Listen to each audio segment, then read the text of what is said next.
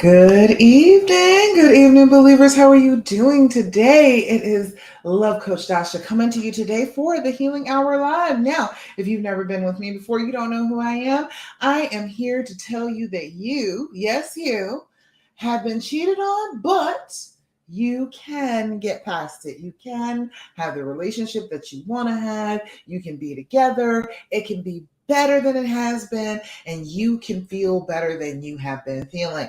I am here to tell you that because I know it for certain because I've been through it. All right. I'm just going to run you through everything that I have learned personally that will help you get past infidelity with your boo and your relationship still intact. All right. That is what we are here for today. Taylor.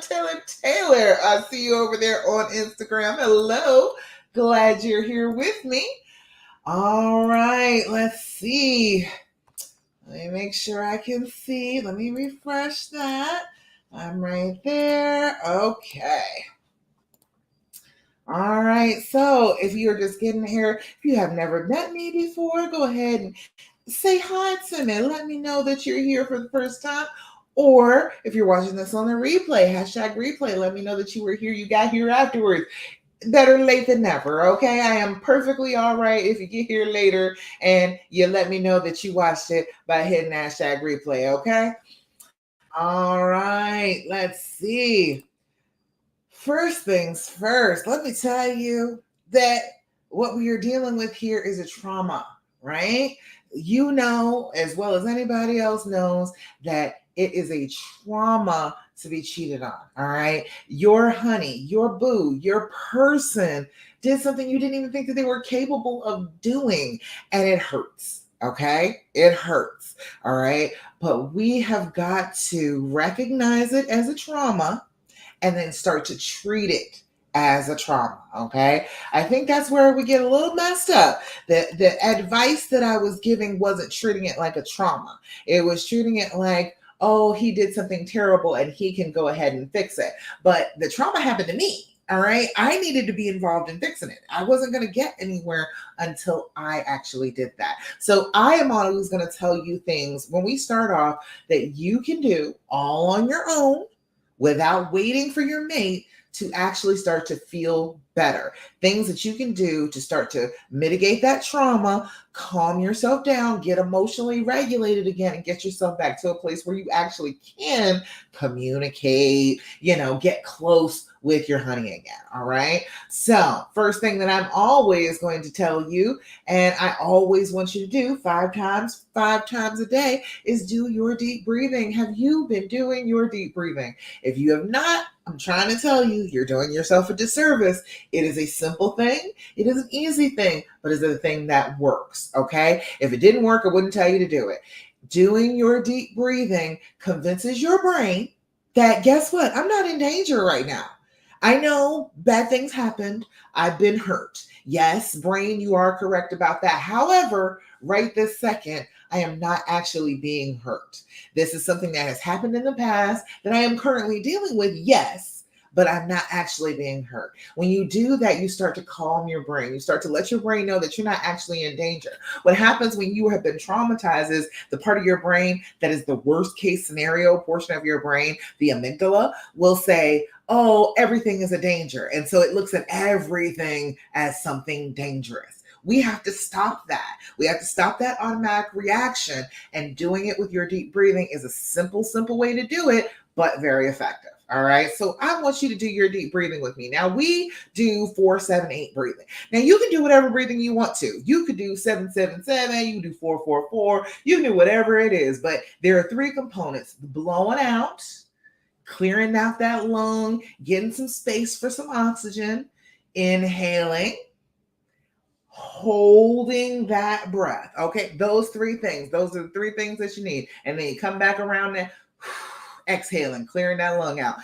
Those three things are what you need. So it does not matter what pattern you do it in, as long as you do it. Okay. But we do 4-7-8 breathing. That's just my favorite. That's the one that if I do this repeatedly before I go to bed, I will fall asleep pretty fast. It'd be like the third time around doing 4-7-8 breathing. I'm asleep. All right. This is my favorite one. It makes my brain work the hardest to remember the numbers. It doesn't matter which one you choose as long as you're doing it on a regular basis. All right. So we're going to do 4-7-8 breathing, blow out, in for 4, hold for 7, and then blow out for a count of 8 for we're going to do it 3 times in a row. Okay. Like I said, I want you to do it 5, but for time's sake right now, we're going to do 3. All right. All right. If you're here with me, give me some likes. Let me know you're here. Give me some likes. Give me some love. Let me know you're with me and that you're going to be doing your deep breathing. Come on. All right. Since you're here with me, get ready now. We're going to blow out.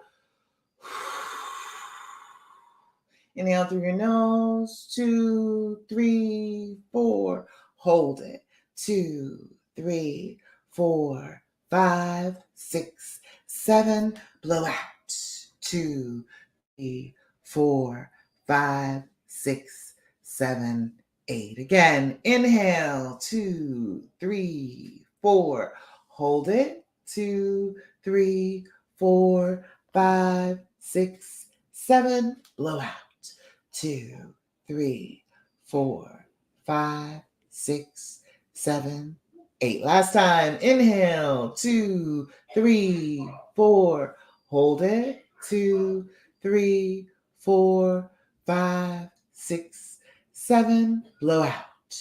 2, 3, 4, 5, 6, 7, and 8.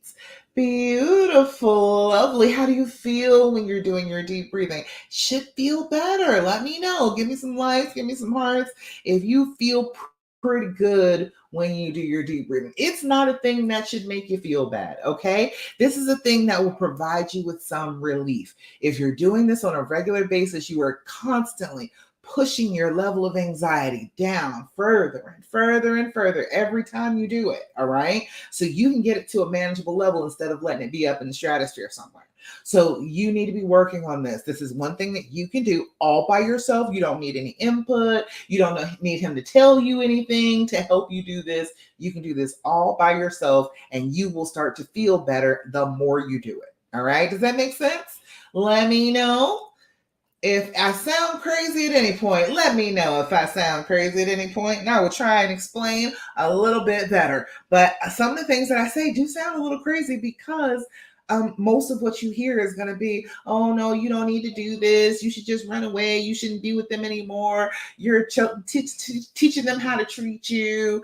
I know. They say all of those things. I'm going to say some things that are different. I'm going to say that I feel like I'm proud of you for wanting to work your relationship out. Do you know how few people try and do that? I think you're an exceptional woman. I think that you're incredible as a person to feel like, you know what? I love this person enough that I think I might be able to actually forgive them for this heinous thing that they have done. That is a beautiful thing. There is absolutely nothing wrong with that, okay? That may sound crazy, but hey, I think that you are doing the right thing. If you believe that this is the person for you, you shouldn't have to give them up just because they did something idiotic. Hell, if that was the case, nobody would be with anybody. All right. So I am fully behind you. I am fully with you. And I want you to feel better without having to depend on the person that hurt you to make you feel better. I feel like it's a complete dead end because that person is not capable right this second of helping you. You are in a state of trauma because of this person. They're not going to be the person to help you get out of it. Okay. I'm sorry. It just is that way. You are going to have to start to pull yourself out of this misery a little bit. And then as you start to do that, the relationship can come along and start healing along with you. But you're the main focus here. You healing and getting to the things that will work for you is what we're here for. All right. Second thing I'm always going to tell you. I'm going to tell you this every single solitary week. Been telling you this every week for years. Do your journaling. Sit down with your journal and write about your feelings for about 5 minutes in the morning, 5 minutes at night. Okay. It's not a super difficult thing to do. I understand that we're busy. I understand that we got things going on. We are running from the time that we get up first thing in the morning. However, I am saying that you are trying to continue to take care of other people without taking care of yourself first. I'm asking you to give yourself this self-care time each day with these things that I'm telling you to do, and actually start to feel better and have something to give to all the people that you give to. Okay, if you have run completely empty because you are so stressed out about this, so hurt, so depressed, you're not going to have anything to give. Okay, we need to take this time for ourselves. All right, so it does not matter to me again which kind of journal you use. All right, let me dig in here and grab one. Oh, that one's shiny.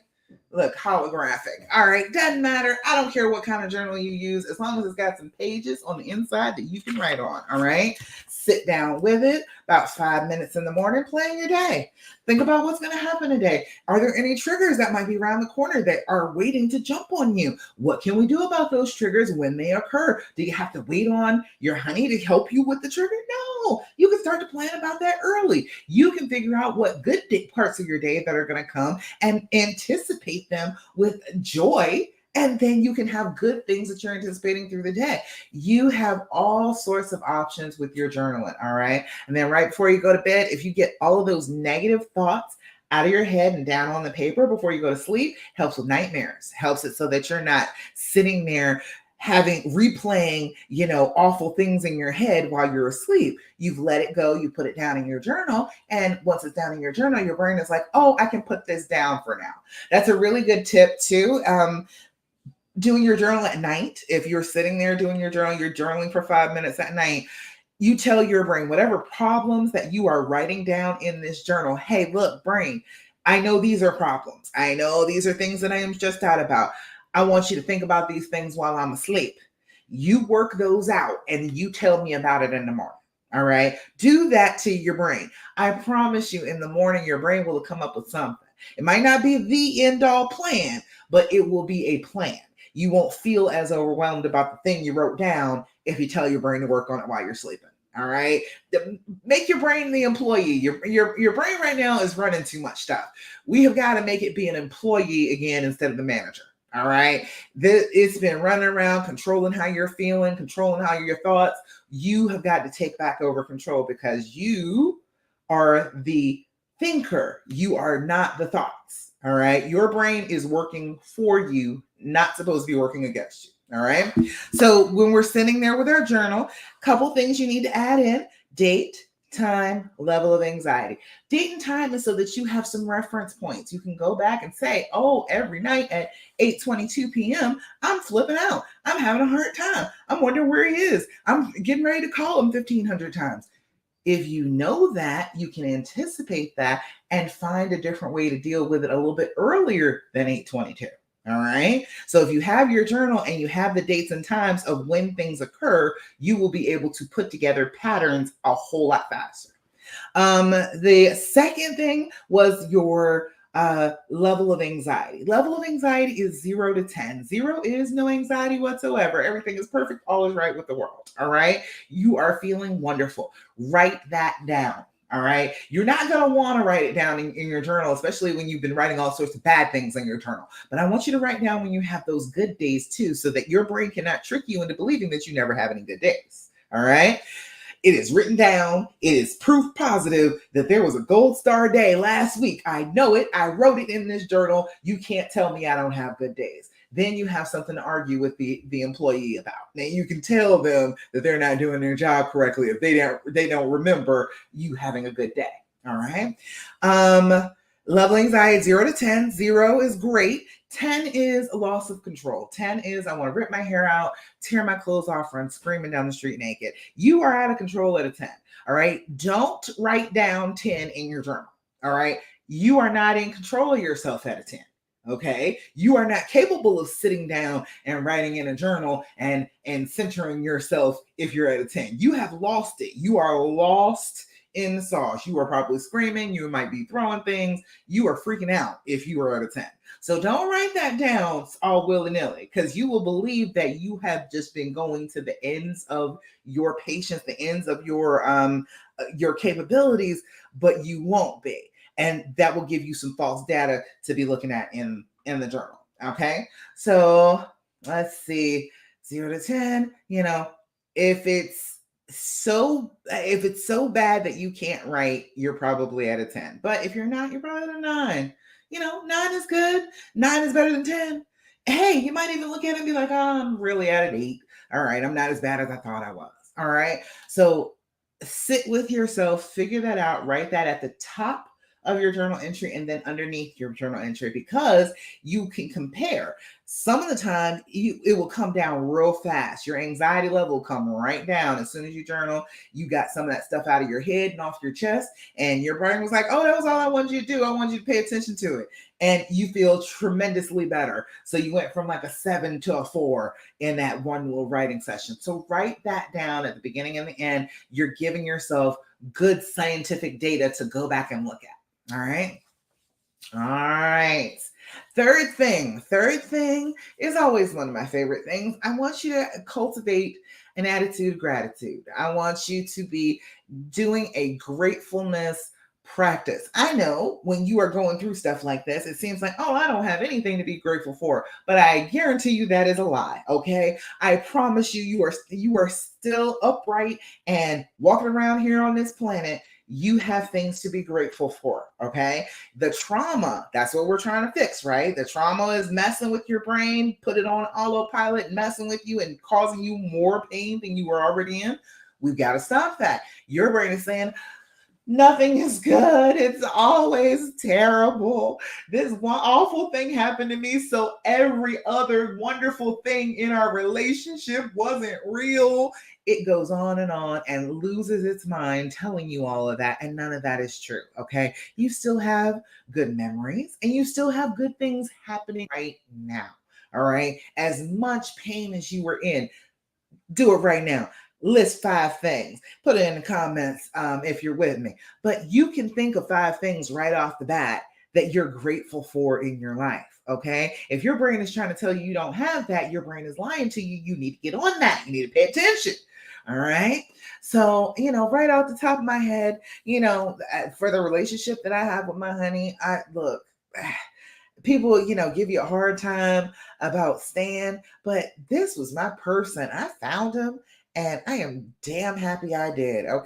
We laugh, we have the best time together. So, the bad part, yeah, it happened, but I'm really, really grateful I found him.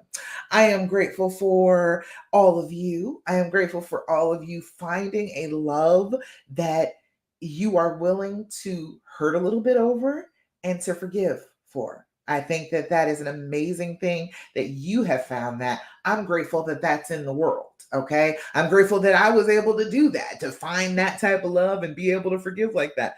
I think it's wonderful. I am grateful for, I'm grateful for Fenty because look, look, I'm not even shiny. A little bit of powder, a little bit of lip. I look like I'm all way put together. Love me some Fenty. I am grateful for water. I love to drink water. This look, my whole entire cup full. This is my second one today. And one more thing I'm grateful for. I said 5. I am grateful for all my kids. Oh, like everything, right? I'm grateful for crystals. There you go. Look, I got crystals all on me. Got the quartz over here. This is labradorite right here. I love crystals. I think they're pretty. I like having them around me. All right. 5 things just like that I can think of off the top of my head that I am thoroughly grateful for. I'm grateful that they are in this world, that I can have access to them. Okay. If you are doing this on a consistent basis, what you're doing is you're stopping the negative thoughts that the trauma induces and replacing them with more positive thoughts. It interrupts the cycle. It's a round and round and round we're going inside our brain. We've got to stop that from happening. Okay. Posey Dewan. I think that's your name. Hi, I see you over on Instagram. Hello, glad you're here. But yeah, we've got to get off of that cycle. We've got to stop with all the negative thoughts and start introducing positive thoughts. It only takes about 19 seconds. If you think of a good thing, a thing that you are grateful for, if you think of that for about 19 seconds, hold tight to that positive thought in your brain for about 19 seconds, your brain will offer up another positive thought that's kind of like that one. Okay, it will give it to you. You just have to actually ask for it by purposely thinking positive things. And being grateful is a positive thing that your brain can't tell you is a lie. Your brain can't come back and tell you, oh, that's not something that you should be grateful for because you got cheated on. No, that's not how that works. That is not how that works, brain. You're not gonna tell me that. I'm not gonna believe that. All right. Your brain cannot argue with being grateful for real, honest to God things that are in your life. Okay. So as you're doing this, you are making your brain think of more positive things, and then it is offering you more positive things to think about in return. All right. Caroline said, as a family, we do highs, lows, and thankful every night at dinner. That's so great. I love that. Most of the time, the kids can't even come up with a low. Yeah, right? My 5 things, my kids, my new house. I know that's right. I got a new job. Congratulations. We got a puppy. And that we are all going away this weekend. Girl, you just did like the whole American dream in like one one gratefulness session. We got the house, we got the job, we got the puppy, we got the kids. We're going away. We're doing the thing. That's exactly what I'm talking about. That's why I do Thirsty Thursday. I want to hear these good things that are going on in your life. You will feel like everything is bad, but feelings are not always correct. They will lie to you, okay? They really will. Your own brain and your own feelings will lie to you and tell you, oh, everything is terrible. Your life is just so miserable. You are so terrible too, because you've got to be terrible for your life to be this terrible. It goes on and on and on, but it's not real. All right. There are very real, wonderful things happening in your life. Make sure that you are paying attention to them. All right. Caroline, you said the Aussie dream for you. You said you're in Australia. Hey, that's over here. That you got it all. I don't know what the Aussie dream is, but over here, that's like whole American dream. White picket fence. Got the house, got the job, got the kids, got the relationship, got the going away, the trips. You got the whole thing. So you got the whole package. You got a lot of great stuff happening for you.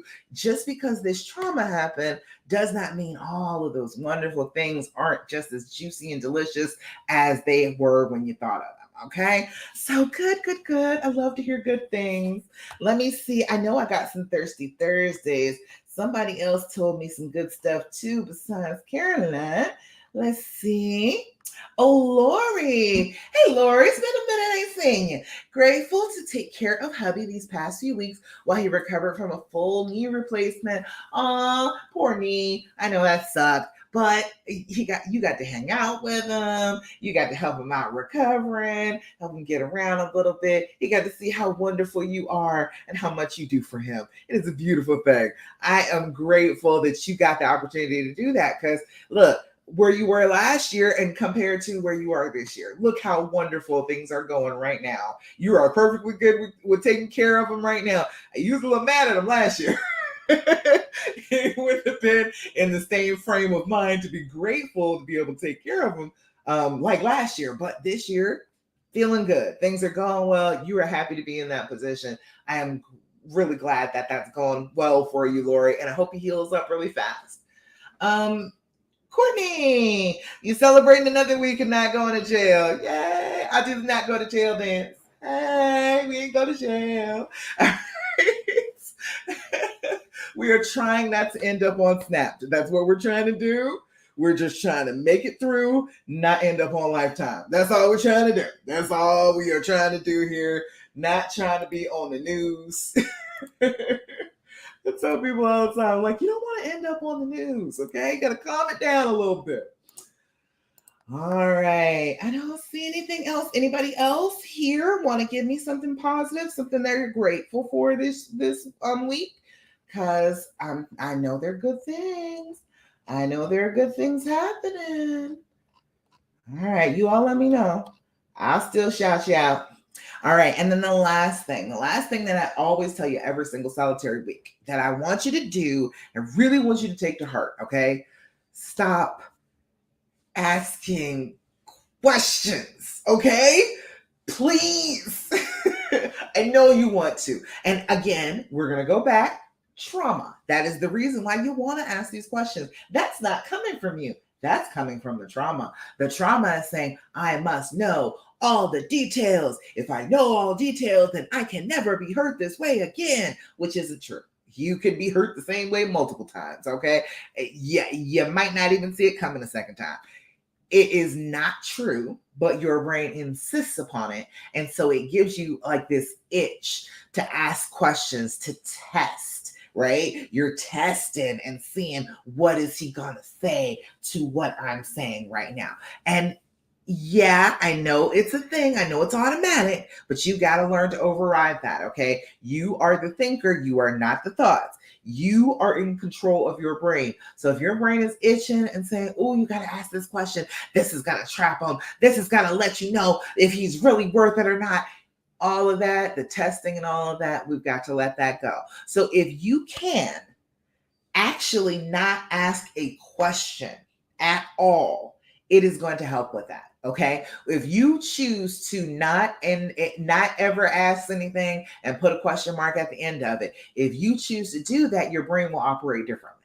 Okay. Your brain is automatically coming up with these questions. But if you are insisting that you are not going to ask the question and change whatever it is that you're going to say around into a statement, it interrupts that same loop that your brain is in. It gets stuck.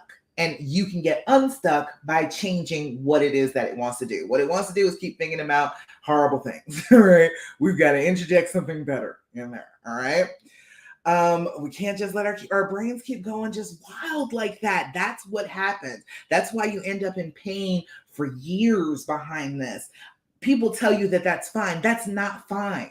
That is years of your brain being damaged, okay? That is years of trauma taking over the way that your brain functions, okay? It is not acceptable to stay like this for years, all right? If you've been like this for years, you need to hit me up. You need to message me. You need to let me know, hey, I've been like this for years. We will get you some help right now, all right? It is unacceptable to stay like that because your brain gets stuck like that. So if you are intentionally not asking questions at all, not even how was your day, changing it around to, I hope you had a great day, instead of asking a question, interrogating him, trying to nail him down with details. If you do that, if you stop asking all those questions, your brain will start to operate a little bit differently. You will be more in control of your brain and you won't be flipping out as often. Okay. Now I know it's difficult not to ask questions. I know you want desperately to have all of the details, but let me tell you this. Me and my husband were riding in the car. This is today. This just happened today. We were riding in the car and we were talking about him being able to play basketball. Years ago, he had rotator cuff surgery once, and then because he was playing basketball and it tore. And then a couple years later, he had it again because he was playing basketball again and it tore. All right. So he wasn't able to play basketball then. And I was saying to him, when I met you, you weren't manic, but you kind of went off a cliff there. And he was like, actually, I was just discussing this with the people at work. I was just talking to some of my friends at work, and I figured out that, yeah, I fell off a cliff then because the basketball was keeping me kind of sane. I was expending all of that manic energy out on the court, which is probably how he tore his shoulder in the first place. But he was expending all that manic energy out on the court, and then he could come home and be a little bit more calm and rested. Okay. This all happened when we were together. I did not realize at that time that that's how he was managing his illness. I didn't even realize that. To this day here, that was a surprise for him to sit there and tell me, like, I know I can link it to the exact time when I stopped being able to play basketball. Soon as I stopped being able to play basketball, I kind of went off a cliff. I was like, damn, you are right. You're actually, yeah. So I know you want to ask the questions, but this is 15 years later. This here today is 15 years later. Okay. That is something I did not know about this. He just figured out about this in the last couple days or so. He's just thought this up, just figured this out about himself. So you want all these answers. You're not going to get them. Okay. You're not. Stop expecting it. Stop asking for it. It's just making you miserable because there are things about this situation that pain is blinding both of you to, and you will not be able to figure it out until you are down the road a ways and we're not in pain anymore and we can actually think about what happened. All right. So I just want you to know that it struck me today, and I was like, damn, 15 years later, I am still finding out like why this happened. And again, it was pain, it was a loss. Lost the ability to be able to do something that helped him manage the illness. Did not even realize that it was that big of a deal at the time. But he came back today out of the blue and just told me about it. So as you're healing, these things will come to the surface more. Okay. As you are healing, the answers bubble up. Okay. You don't have to go digging for them. You don't have to go diving deep to try and find these answers. I promise you, if you stay and you reconcile, you forgive, you start healing yourself, the answers come right to you. Come right to you, and you don't even realize how easy it is for the answers to come because you've been trying to go about it the hard way. I don't want you to do it the hard way anymore. I want you to do it the way that I'm telling you right now. Stop asking all those questions. Live your life now. Forgive him, reconcile with him, get this going now. And then you can get a whole bunch of answers a little bit down the line. It's not that bad to have to wait a little bit for the answers. And it's really satisfying because I'm trying to tell you, even 15 years later, I'm like, dang it. Oh, yeah, I should have known that. It makes perfect sense. But I did not know it at the time. All right. And if I would have tried to duck, like how he wouldn't have figured that out back then. He was still trying to deal with his own mental illness and his own guilt and shame about what he did to me. And I'm freaking out and dealing with my own trauma about what he did to me. So it's no way we would have been able to figure that out. But with some calm and stillness and being able to be safe around each other, a lot of stuff comes out. All right. So no questions. Now, if God knows that the brain itch is a thing. Okay. When you are healing from this, your brain wants to ask questions because that is part of the healing process. It's part of the trauma reaction. So if your brain is just itching, it's just like, I have to know some answers to some questions. Let me give you an alternate.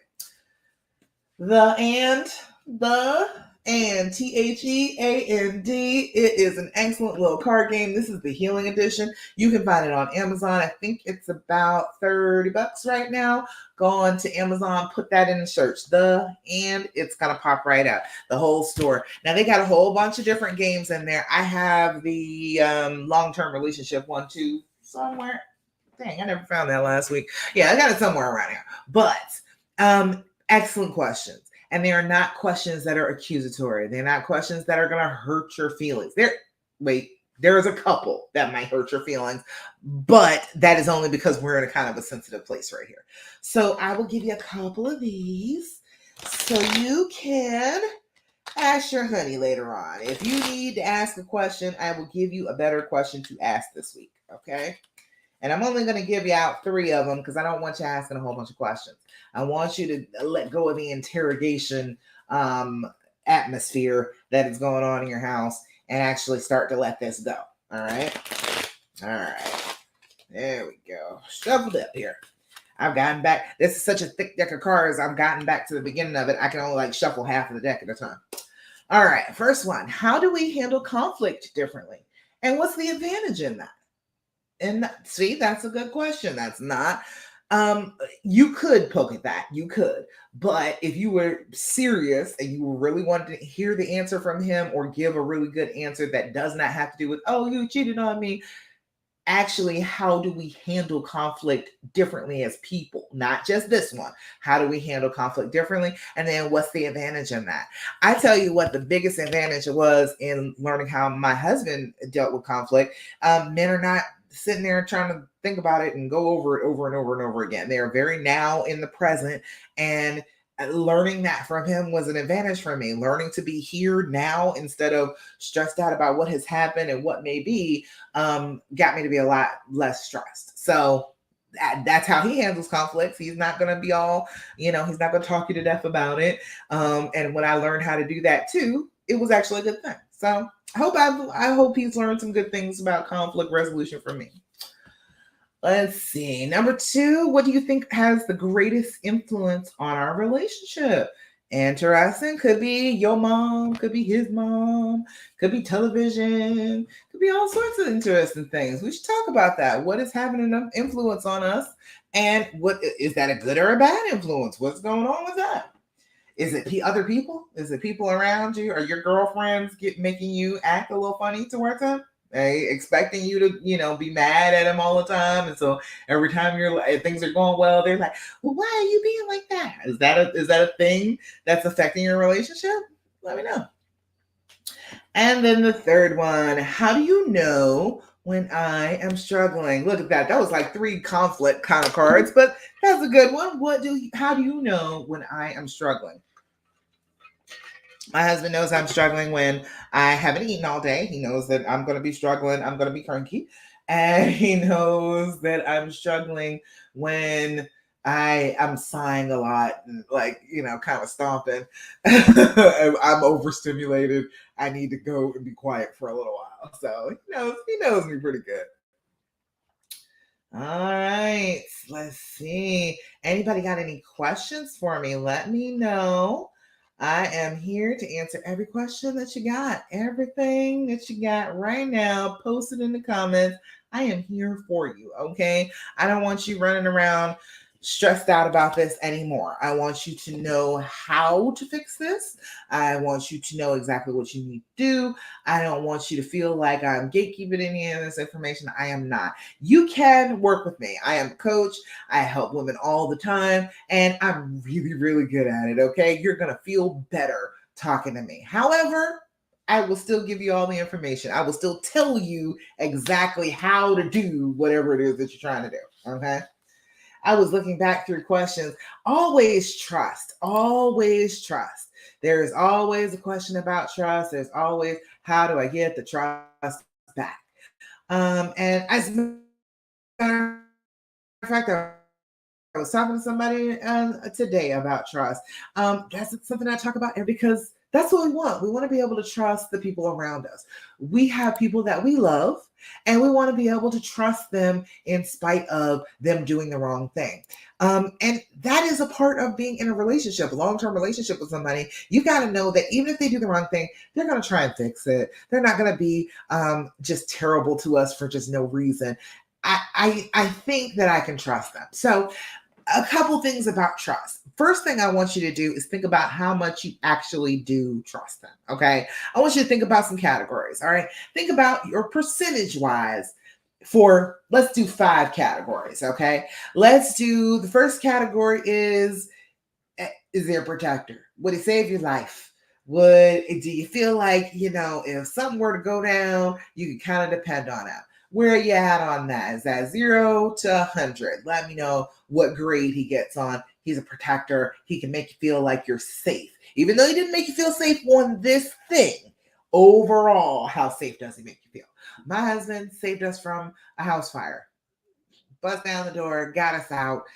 I can trust him with my life. So, all right. So mine, he can get about 95 on that. It's okay if it's low. Don't worry about that. That's not even the point. I just want you to think about the grade overall. Another thing, what kind of parent is he? All right.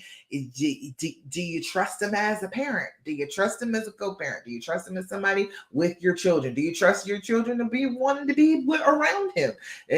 Are they happy? Are they thriving when they're with him? Do you trust him as a dad? All right. Do you trust him to, let's see, what's another good one? Do you trust him to be a good financial partner? Now, that's a good one, right? Do you trust him not to ruin all the money? Do you trust him not to spend everything that you got on something stupid? All right. What, from 0 to 100%, how much do you trust him on that? Do you trust him? How much do you trust him on? Let's see. What's another good one? How much do you trust him on? Uh, let's see. Taking care of the house. Let's see. cleaning wise. Now you may have it set up that you just happen to do all the cleaning, but I don't. I am not that domestically inclined. My husband cleans a hell of a lot better than I do, and that's all day, every day. So I can trust him 100% on some cleaning. Okay, I can trust him that it's gonna be clean. It's gonna. Well, no, that's not true.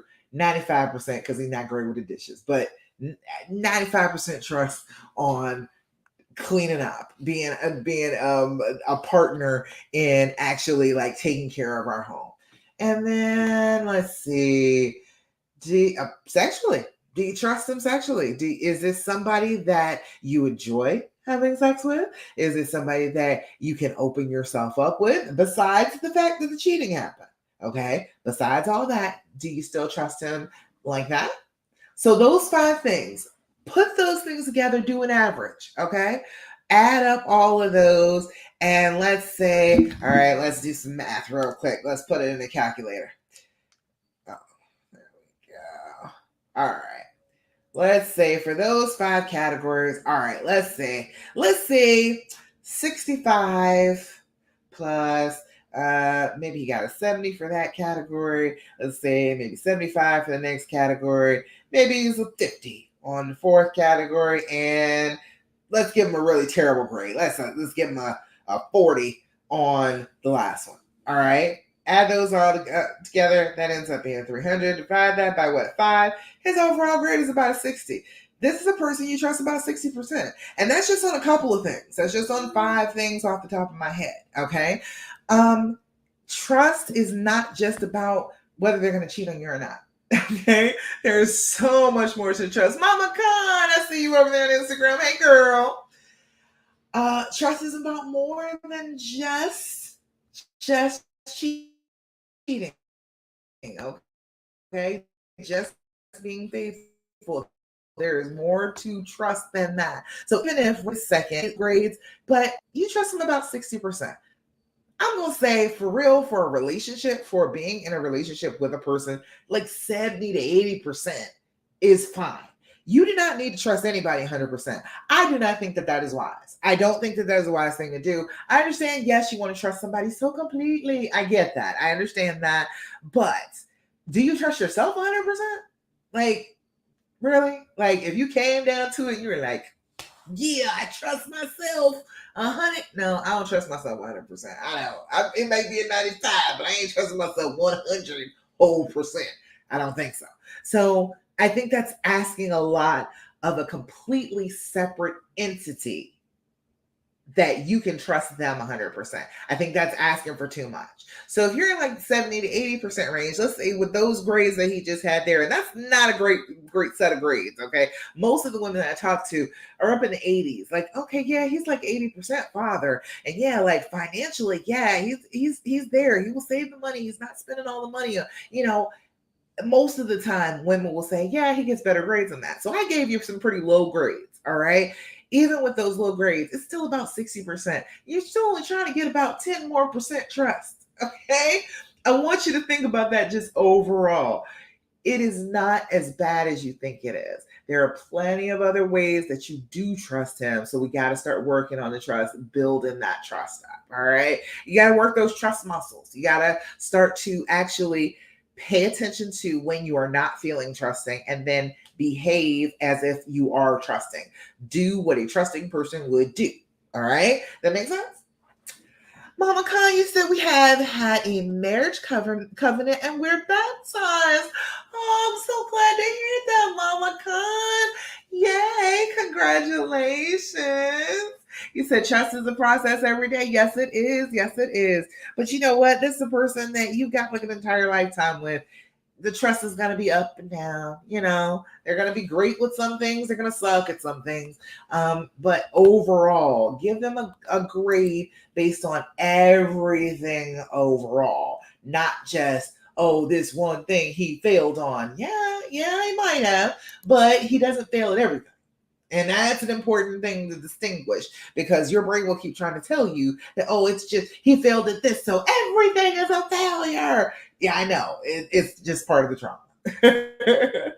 Oh, let's see. Elise, you said, can you go over More how they like to live in the present rather than talk about it over again. I notice my husband gets upset when I bring it up, like he's almost embarrassed and super ashamed. Yes, that is exactly how he's feeling. Yeah, he knows he's wrong. He knows he's wrong about that. You're welcome, Caroline. Good. I'm glad that makes sense to you. All right, but yeah, he's feeling super embarrassed and ashamed, and he knows he hurt the person that he loves the most, and he's like, I'm such a freaking idiot. I can't believe that she's here with me. And that's what it is. When you keep bringing it back up to him, that is, I am not going to let this go. This is never going to be all right. You have messed us up for life. You are a failure. You are a terrible mate. That's why I keep bringing this up, because I'm trying to beat around the bush and tell you I don't want to be with you. That's what he's thinking every time you bring it up. Also, another thing that you need to know about men is when their cortisol levels, their stress hormone levels go up. Like when you are telling him that you want to talk about it, when their stress levels go up, it actually affects their brain. That cortisol level increases and it interferes with the communication center of their brain. So they have a certain finite amount of words about this, and after that they don't have anymore, and it's frustrating and embarrassing and shame filled, because I'm not only did I do this, but I can't even talk to you about it intelligibly because I'm all stressed out and I don't have any words for it. So that's what it is. And a part of it is living in the present too, but a lot of it, when you want to talk about it, when you want to bring it up, first of all, you're probably blindsiding them. But second of all, when you talk about it, it's raising that cortisol level in his blood. He is freaking out more and more and more, and he's losing the ability to actually communicate. All right. With us women, we don't have that problem. Low high cortisol, we ain't got no problem talking at all. It doesn't stress us in the least. We can continue to talk with nary a problem, but they can't. It's a difference in the way that our brains are set up.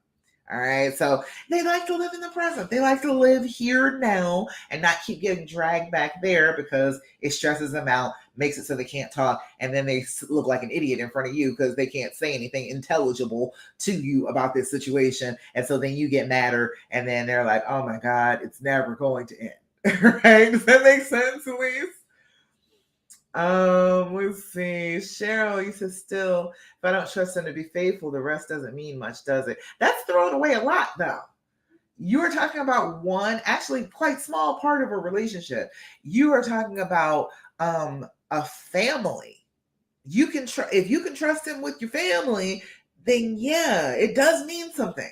The ways that you trust him do mean something. That's that trauma. That's what you're feeling right now, Cheryl. The way you said that is the trauma telling you it doesn't matter. It doesn't matter. Just because he wasn't faithful this time, none of the other shit he does matters. That's what your brain is trying to tell you. That's why you have a hard time with healing, is because your brain will keep on feeding you that stuff when you're feeling traumatized, and then you start to believe it because you're like, well, yeah, I guess it doesn't matter, but it does.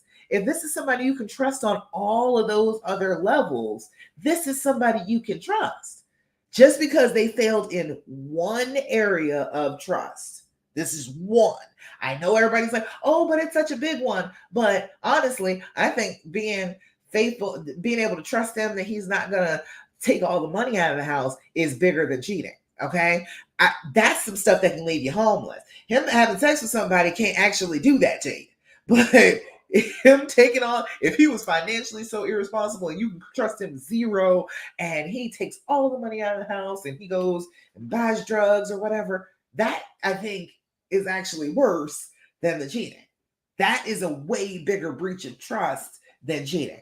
Cheating is physical thing, body to body. That was something directly done to you that was actually going to affect your home and your family for time to come.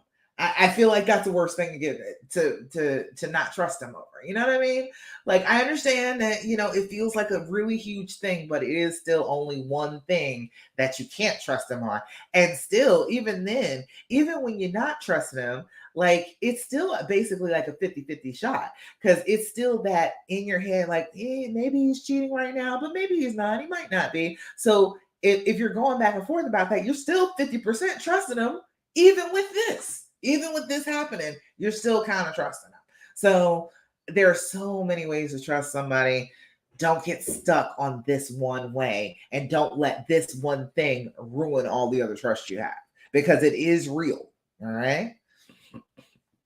Joni said, I feel we are getting better, but I still feel this is going to happen again, and I don't want to go through this pain again. Joni, we don't have a choice about the pain we go through. Joni, we just don't. That is not something that we have control over. We only have control about what we do. That's it. That's all we have control over. Whatever hand we are dealt, we are going to deal with it to the best of our abilities. And if it does happen again, that would suck. Okay. I'm not saying that it wouldn't be an awful thing to have happen. However, I am saying, I know from personal experience, it happened again to me. We got past it. Okay. That wouldn't even still be a deal breaker. That is not one of those things that will just ruin everything if you did end up going through this pain again. Who here right now has gone through the pain again? If you are here right now on the live, or if you're seeing this on the replay, put some purple hearts up there if this is not the first time. Okay. But if you are here right now, throw some hearts on the screen if this is not the first time. All right. I know that it seems like, oh, I could never go through this again. But you know what? We can't pick our pain. We can't pick our trials. We can't do it. We just have to be the women that we intend to be through those trials anyway. Don't worry about so much if you can trust him. That's not the part that you have to really be worried about. You need to trust you. This kind of shakes your faith in yourself, in your core understanding of, this is a person that is good for me. It makes you feel doubtful about yourself. And I'm here to tell you that I don't think that you should be doubtful. People can mess up under all sorts of circumstances. And even if this is not the first time this has happened, but you feel like this is something that you all can get through, that this can stop, you can get to a better place. I'm not saying that you have to run away from it, but it does suck. It does suck when it happens again. However, I am still standing. It did not take me out. Okay. Say today is 5 months out from D-Day, so very raw today. Yes, deep breathing. Do your deep breathing. Lots and lots of self-care. Okay, we need to stop counting the months though. Okay, you are remembering it every month. We need to try and stop doing that. Anniversary reactions now at the year point, when it's like the same season and things are going on. It's 5 months ago, so what was that? April. April, springtime, spring showers. Those things are going to probably remind you, and you may have like an anniversary reaction, but I want you to stop celebrating every monthly anniversary like it's a monthly thing after we first got married. That's cute. This is not cute. Don't keep track of that, okay? As much as you possibly can. I know that it still sticks out to you, but okay, we need to stop worrying about the 21st as a problem, because the 21st happens every freaking month. Okay, we need to stop focusing on the 21st as an anniversary. Okay. Cheryl, you said, I feel your pain, Joni. The 16th was 5 months for me. See, you're 5 months out too, Cheryl. It is as you're first starting to heal, like you start counting those months right off the bat. But as you go a little bit further, it's easier not to think about it every single solitary month. All right. And try not to, try things that will distract you on that day. Plan good things for that day. Get a massage that day. Go someplace that you really enjoy that day. Take care of you on these anniversaries. When it pops up and it's in your head like that, pay attention to taking care of yourself. You go to your self-care, sleep as much as you need to, drink lots of water, hydrate. Okay. I know. See, there's another thing. As a nurse, I'm going to always tell you, okay, healing involves a ton of water. Okay. This body can heal a lot of stuff, but it needs a lot of water to do it. And if you are traumatized, there is a physical bodily reaction happening to you that needs to heal. Drink some damn water. Okay. Hydrate. So I'm sitting around drinking nothing but soda and water. Soda and coffee. All right. You need some water. All right. It helps healing everything. promise you. That and oxygen help heal everything. Okay. So be doing that on a regular basis. Take good care of yourself, eat some comfort food, don't eat too much, but eat some comfort food. Don't like binge or anything, but something that, makes you feel better. Put on clothes that make you feel good. This is like one of my favorite dresses. I freaking love this dress. It is a beautiful color on me. And the color today was turquoise. I was like, oh, okay, I will wear my dress. Put stuff on that makes you feel good, that makes you feel like the goddess you are. It makes you feel like you should be the queen walking around with a crown on your head, okay? If you do that consistently, especially around the time that memory is popping up, you start to soften it a little bit. You start to make it feel like, okay, it's not that bad. This is a past thing that has happened. And ever since then, I've been taking such good care of myself that thing is fading further and further into the past. Little retail therapy never hurt. Just make sure you got the funds for it. Don't max out your credit cards. A little scrolling, watching something that you have watched before that has nothing to do with this pain, nothing to do with this trauma, some movie you watched when you were younger, that you can go and you can sit with this movie. You know everything that is going to happen in this movie. And so there are never any surprises. You don't have any triggers to like navigate because they popped up on the screen all of a sudden. So try that. There's a couple of things that you can do as those little anniversary reactions pop up. A lot of it is just taking care of yourself, being good to you. Cheryl said, lately when I feel a trigger coming on, I ask my husband to tell me something funny, and that helps break the mood. That's a good one. See, that's not talking about it, because talking about the trauma just traumatizes you, okay? Sitting there being in the trauma and then talking about it just magnifies the trauma. So we got to take our mind off that. Somewhere else, something funny. Yes. Love Netflix for that. Go to Netflix. Go to the comedy section, pick out somebody. And what we do is we spend like 10 minutes. Like we do 10 minutes of their comedy set. If they're making us giggle already, we'll watch the whole thing. If we're not giggling by 10 minutes, we're like, skip it and go to the next one. All right. It's a great way to sit there and laugh with each other. Heckling the comedians and they can't even hear you. So let's see. Elise, she said, I've been in therapy for other reasons. And when I mentioned the cheating to my therapist, she can't understand why I'm choosing to behave like a healed person rather than feel my feelings and talk about the cheating often instead of keeping my feelings bottled up. I don't want to always talk about it. She annoys me when she suggests we should talk about it. Yeah. Okay. And I love therapy. Okay. I love that. I love when people like realize that they need some and go and actually get some. I love that for you. Okay. But a lot of therapists have the same fear speech that you do. She is just as scared of this happening to her. I bet you it has happened to her from what she's saying to you. And so she is responding to you, not from a therapist's point of view, but from a hurt person's point of view. That's why you got to heal. Because if you don't heal, if you don't start looking at things from the point of view of a healed person, you will continue to think and act and behave like a wounded person. There are already plenty of them in the world, okay? And these wounded people out here, aren't they doing a whole bunch of wounding to other people? All right, well, we can't keep on with that cycle. We have got to jump right on out of that cycle. If we see that, and that's the thing, like talking about it, everybody always wants to talk about it, but honestly, everybody that has done it, does it work? That's always my question. Does it actually work? Do you feel any better sitting there rehashing every single solitary detail of this affair? Does that make you feel rested and calm and sure of yourself and nice and healed? Does that help? No. I've done it. I know it doesn't help. It is miserable. It is all of these thoughts, and then, you've added in extra details to turn around in that washing machine of your head, and now I am stressed about it even more because we talked about it. You've got to start being normal again. All right. Your trauma wants you to live in that place. You live in that trauma, live in that moment, but you can't live your life living in that moment.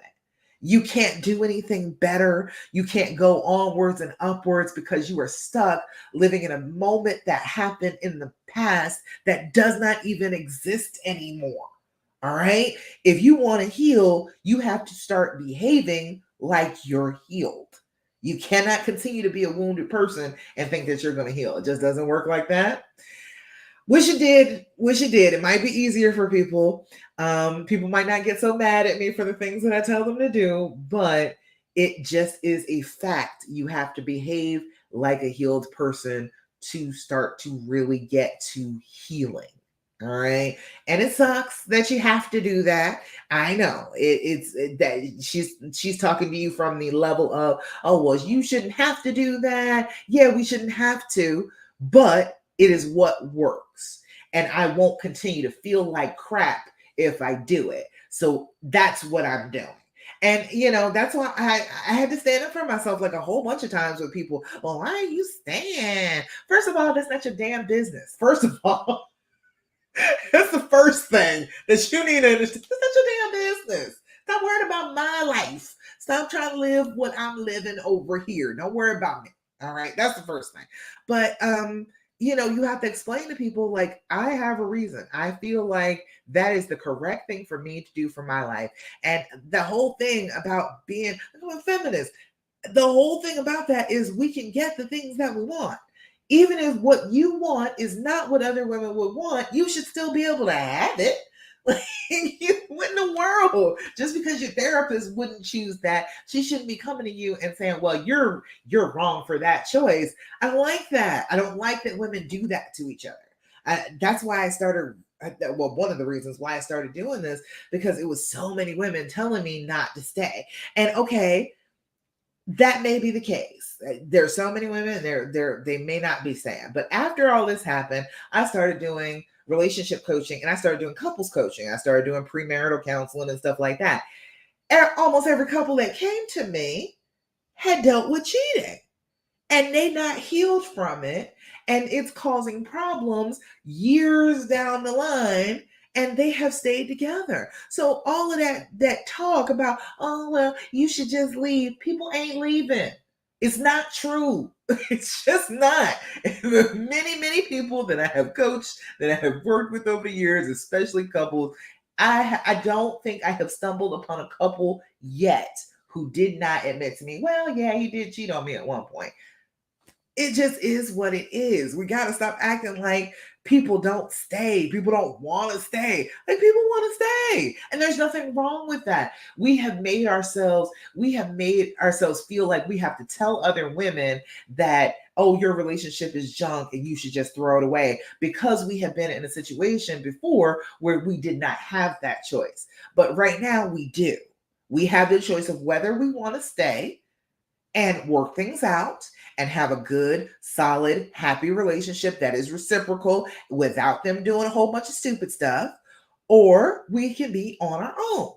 And we can leave and we can have our own jobs and we can take care of the kids on our own and we can get divorced and we can do the whole thing. We can do whatever we choose. And I'm here just to tell you, you can do the one you choose. If the one you choose is staying, okay.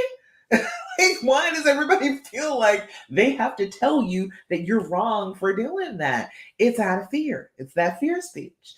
It is, well, what if this happens again? And I'm gonna hurt like this, and I don't think that I can stand this again, and all this stuff that says that, oh, well, this has made me weak and broken. And none of this made you weak and none of this made you broken. You are reacting exactly the way your body and your brain are designed to react in such a traumatic situation. You are doing the best that you can. If you want to stay, there's nothing wrong with that. There's nothing defective about you if that's the case. The Chosen One 7. I love Instagram names. That Chosen One 7. I see you over there on Instagram. Hey, how you doing? Glad you're here. All right. Anybody else got any questions? Questions for me? Anything you want to talk about? You know, I'm here for you. You know, I want to hear all of your questions and tell you what I know. Because, honey, this is hard. This is not an easy thing to do. But I'm proud of you for it, though. I really am. I feel like, you don't get enough respect and recognition for what you're doing here. You are taking the most painful thing that has probably ever happened to you in your life. And you're saying, yes, that is the case. However, I'm about to get over it. Watch me. And I love that. I eat that up. It gives me goosebumps. Okay. Because that is the way that you're supposed to be living your life. These things are not supposed to beat you down and make you feel like, oh, I'm just broken and I will never be okay again. No, these are things that are the grit that polishes the diamond. Okay. You are a diamond, but that's what you gotta have to make a diamond really shine, really sparkle. You gotta use that grit. You gotta rub on it. You gotta irritate it. Okay. And when you do that, you come to a place where you're like, I am actually a better woman than I ever thought I could be. Huh.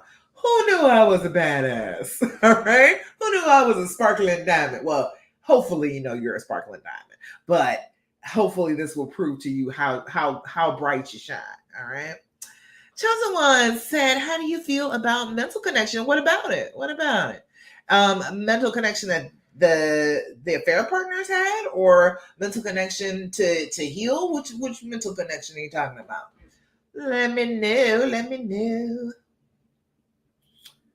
I will try and clear that up for you. Like the mental connection with me and my husband,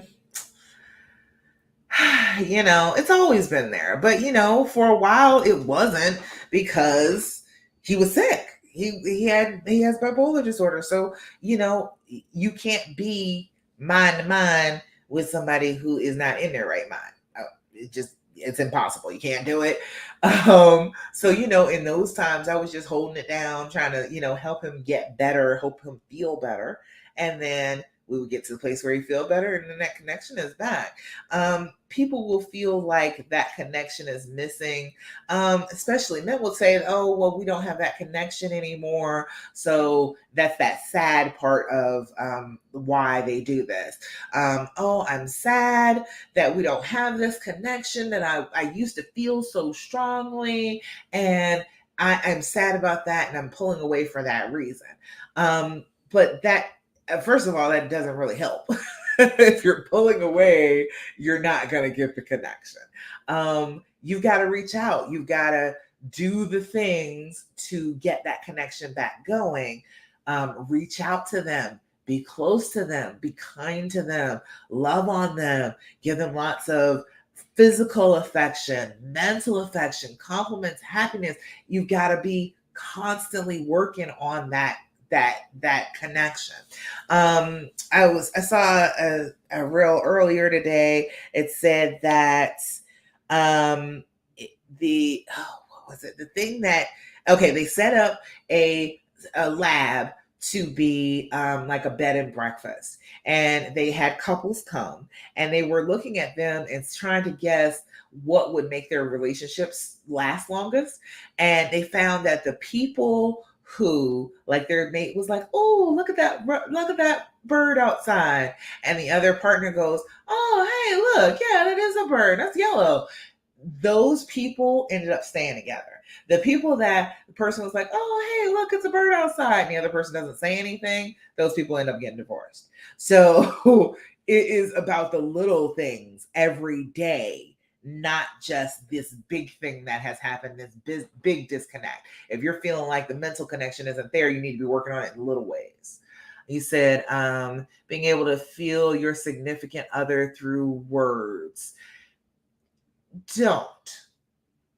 That is not a mental connection. That is a verbal connection. That's a different thing. Mental doesn't have to be through your words. And don't count on words for your connection, because let me tell you this, as far as men are concerned, they have less vocabulary than we do. Okay. They have access to less than we do.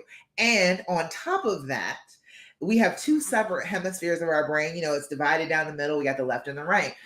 Down the middle, there's a patch of our brain.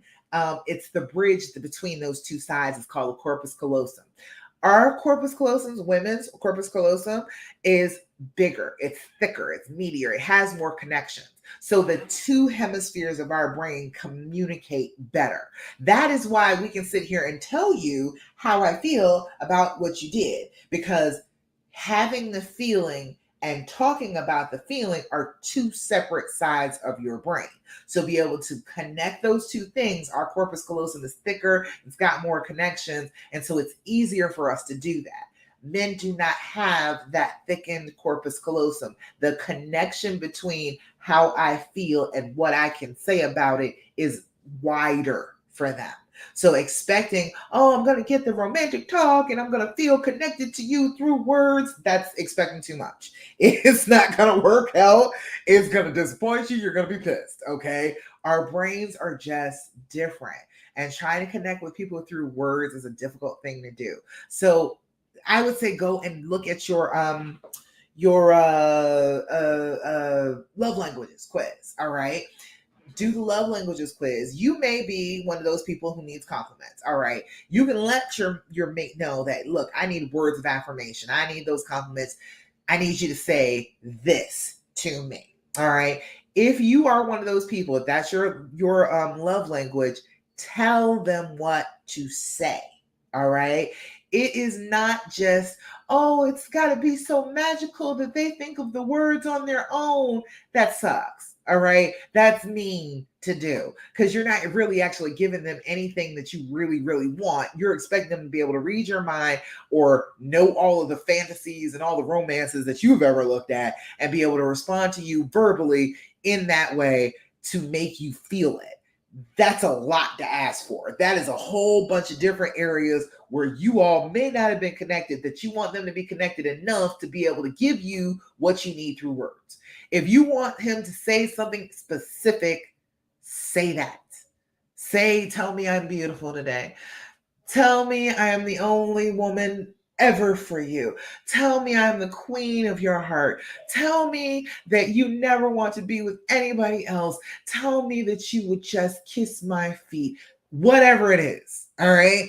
Tell them what you want them to say, all right? And then every time they do it, act like it is just the best thing in the world. Okay, giggle, clap your hands, do a little cheer every single time. It's about training the other person to understand, hey, that's a good thing. If I say this compliment, she flips out. She's so happy. I want to do that again. And then they'll do it again. All right. And then find out what their love language is. If they're not great with the words, then that means that their love language is something else. And so look and see what their love language is and start speaking theirs. All right. If it is acts of service, go clean out his car, go, do some chore that he hates to do, or get it paid to get it done. Whatever, it's something to serve them. All right. That may be what it is. And that's how they communicate. If you communicate in that way, it is a very clear message of, oh, I just love you so much. I really appreciate you. Here, look what I have done for you. All right. And so then it's a little bit easier to communicate. So if you know what their love language is, try to speak it. All right. Does that make sense? Joshua? Does that kind of cover everything that you were asking about? Let me know. All right, let's see. Anybody over here on Facebook? Anybody else got questions, comments, thoughts, complaints, anything that you want to say to me?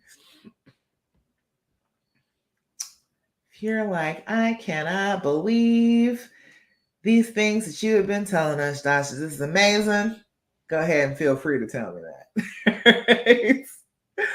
Feel free. I am always up for a compliment, homie. I'm always up for one. All right. Let me see. I don't see anything else. So I guess we'll kind of round it on up. Chosen one, you let me know or message me if you got more to ask about that. All right. So the last thing, this is back to what you can do about this trauma all by yourself. All right. You can start healing you. Okay. Somebody posted in a group a video and they're like, oh, well, the healing shouldn't be led by the person who is hurting. And I'm like, that's dumb. Like, the person who is hurting should be the one to be able to lead it. Okay. It puts you in a power position, makes you feel more comfortable and more safe because you're leading the situation instead of following behind and hoping that they give you what you need. Like, yeah, you should be working on your own healing. Don't expect somebody else to heal you. You will stay broken forever that way. Okay. Like I said, you're not really broken from the very beginning either. This is normal. You are having a normal reaction to something traumatic. You're doing exactly what your brain and your body are designed to do. It's just the fact that that interrupts you living your regular life. So we've got to stop that, got to jump on that and make that stop and get to a better, more regulated place. All right. So it's always in your control. Don't give up your control in this situation just because you're like, well, he did it. He's the one that hurt me. I'm saying that you are a queen in spite of that, and you have power, and you need to exercise all the power you have because that's going to help you to feel better. Okay. So, last thing is in a trauma, your brain starts telling you awful things about yourself, doesn't it? Doesn't it tell you just god awful things? Doesn't it tell you that you're ugly and you're stupid and you're fat and you're too skinny or you don't have sex right and he's never really loved you? And I know your brain just sits there and tells you all of these god awful things, and what you have to do is interrupt that. Okay. I know it's easy to sit there and listen to that fear speech because it seems like, well, if this happened to me, then all of those things must be true about me. I must be horrible. I must not be worthy in any way for this to have happened to me. I'm going to tell you right now, like I posted a video from TikTok. It happened to Halle Berry. It happened to Jennifer Aniston. It happened to Beyonce, of all people. You are not out of the ordinary. You're not even kind of extraordinary for being cheated on. We have all been through this. The most outstanding among us have been cheated on. All right. So that doesn't mean that anything is wrong with you. That means that something was going on with them and they had an issue that they needed to work out. Didn't have anything to do with you. All right. So instead of believing those God thoughts keep on going through your head, I want you to start practicing your affirmations. I need you to work on your affirmations day in, day out. Okay. I did this for myself. I used to think terrible things about myself. I am like 6 feet tall. I'm a big old girl. Okay. I ain't no little child. I look like everybody's mama. If you came and gave me a hug, stand next to me, take a picture with me, I look like I could be your mother. Okay. All right. It's just the way I've looked my entire life. And I'm always was in my head, well, I'm too fat. You know, that you internalize that when you're super young. I'm too fat. I'm too tall. People are always looking at me. They're always looking at me thinking these terrible things about me. Constantly thought that about myself. Made myself have anxiety so bad that my heart ached because I was always thinking that somebody was thinking something bad about me. And I heard the term mind reading, which is a trauma reaction. And mind reading is I am sitting there believing that I know exactly what you are thinking. Anybody in the room, anybody in the street, I know what they are thinking, and they're thinking something terrible about me. All right. I had to stop doing that to myself because I was doing it so consistently that I think I was getting that reaction. I think I was behaving this way and then expecting people to treat me badly. And so people like treated me badly. All right. Joni, yo, you over there on Instagram? What was it, acting up on Facebook? Glad you're over there. Hey. I kept thinking that about myself. And then I found out about the whole brain mind reading thing, and I was like, okay, I'm mind reading. I am assuming the absolute worst thoughts of these people based upon my own insecurities. So let's flip it. Let's flip it completely around and say that the opposite of everything that I think is true. Everything that I think that they're thinking, I'm wrong. because I can't be right. I'm mind reading about this. So I'm going to believe that everything that I was thinking was absolutely wrong. All right. They think that I'm beautiful. They think that I'm talented. They think that I'm gracious and lovely. They want to see me. They want to be next to me. They want to be with me. All right. Everywhere I go, there is going to be paparazzi. There's going to be a red carpet laid out before me because everybody is going to want to be around me. All right. Started thinking like that. All right. Almost immediately believing that, repeating that fantasy in my brain, getting high key delusional. Okay. Believed that to be so instead of what else, the horrible things that I was believing, and people started treating me differently. It happened every time. If I was out and I worked on that attitude, not not sitting there worrying like, oh, they're looking at me, they're thinking such a thing, such and such about me. Stopped believing that and started believing, oh, they're looking over here because I'm just so gorgeous today. It's a shame they're only seeing me in my work uniform because I'd knock them off their feet if they saw me in regular clothes.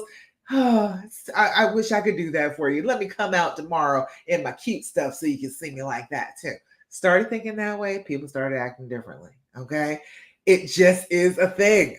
It is what it is. What you think, what you put out there into the world is what you get back. All right. So if you're constantly thinking negative thoughts, you're going to get that negative back. If you're constantly thinking those positive thoughts, paying attention to that, you're going to get that positive back.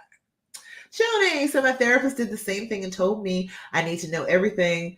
Then I need to search it out. So I stopped seeing her and just come here now. Well, Joni, I'm glad you're here with me. I'm glad you have decided to come and let me help you. Because dang, whoo, she told you you need to know everything. You need to know it all. I don't understand how that helps. I really don't. I know that is what our brains tell us. Okay, our brains say that we have to know everything because if we know everything, then that will prevent it from happening again. But that's not true. All right. There are plenty of people who've gotten cheated on in the past and then got cheated on again in a completely different relationship, had all of the answers, got all of those things that they thought they needed to know in that previous relationship, and it still happened again in the next relationship. So I don't think that that's true at all. And so, it's just sitting there collecting pain. It's let me see how much pain I can stuff down my gullet and not choke. And I feel like, well, why do that? You already know. You already know that it's hurting. You don't need to get in and dig down and swallow down some more pain. Good Lord. He said it caused me more pain. So to me, it wasn't worth it in the copays. That's what I'm saying, honey. I fully agree with you. I don't feel like a lot of I love therapy. Let me just start with that. I do love therapy. I love for people to get therapy that need therapy, but I think therapy is kind of an individual thing. And I think it's really, really, really hard to get to a good place in the relationship trying to work on it with a therapist. I think it's hard. I think it's really difficult to do because your therapist comes in with their bias. And so then, if they come in like that, then and they're saying that, oh well, you deserve no more, and then they treat them like, oh, they're so wrong, then your spouse doesn't want to go. Or if they're trying to be understanding and compassionate of your spouse, then you get offended because why are you giving them such an easy time? They're the one that hurt me. So it gets distracting. I think that's what it is. You can't really work on your own healing worried about what the therapist is going to tell him. You know what I mean? You got to work on your own healing first. So I don't think that I haven't seen it be the case that a whole bunch of therapy and going into therapy with each other to try and deal with the cheating really really works. Yeah, I haven't seen a whole bunch of good experiences with it. That's all I'll say about that. But Joni, if you wanted to redirect those copays and come work with me, come on work with me. I don't take insurance, but hey, you were paying out of pocket anyway, so I got a couple smaller programs. We might be able to hook you up. All right, let's see. Anything else? Anything else, y'all? All right, so I'm gonna give you the affirmation because remember I was talking about I got off track, but your brain will keep on telling you horrible things about yourself. Well, we cannot allow that to continue. So we need to be working on our affirmations. Affirmations are good messages to yourself, positive things that you can anchor onto and then continue to build on during the day. You need to look yourself in the eye when you're doing your affirmation, and you need to say it with authority. You need to say it like you mean it. You need to say it like it is the truth. Okay. Your brain will have a record of you looking yourself in the eye and saying this thing so powerfully, and it will replay that over and over in your brain during the day. Every time you think of the affirmation again, every time you say it again, your brain will remember the picture of, she said this so strong. She said this like she really believed it. It is really helpful to beat back those negative thoughts about yourself and about everybody else. All right. So work on your affirmations. Pick one every day. Just be doing it every day. All right. You can go on Chat GPT. You can go Google it. Google like affirmation posters and go to the images and just pick one every day. Doesn't matter what it is that you are saying, as long as you are saying something positive about yourself, the opposite of the negative thoughts that you're having. Okay. So I got an affirmation for you. I got one lined up ready for you. So this came from my affirmation cards deck, which I got from Five Below. Find these all over the internet. Today is a fresh start. Today is a brand new day that I will embrace as a new beginning and make the most of this day. That is an excellent affirmation. I like that. Queen Kerchief, I see you over there. Hi there. Kerchief, right? Is that what it say? I see you, girl. Hey. Today is a fresh start. Today is a brand new day that I will embrace as a new beginning and make the most of this day. I've been feeling like that for the last couple of weeks. We're getting ready to go into fall in the next couple of days here. The season is about to change. Good things are happening, okay? You're going to get healed up. Imagine if you can get healed up by the holidays. Feel good, not start a fight on Thanksgiving, and get through the rest of the holidays and feel like, oh yeah, I got some control over this. That's what we're going for now. We are coming up to the fall.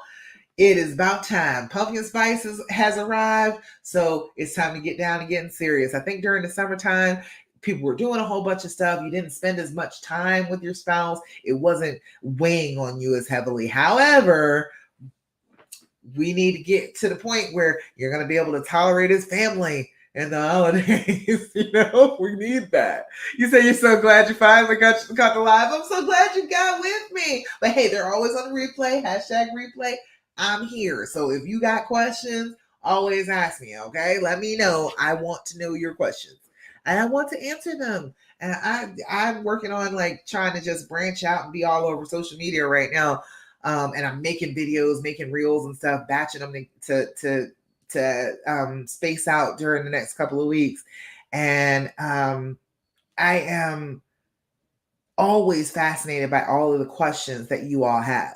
Like I want to answer all of them because you have such great questions. Like I was going back and reading questions in the post for the Healing Hour Live on the group.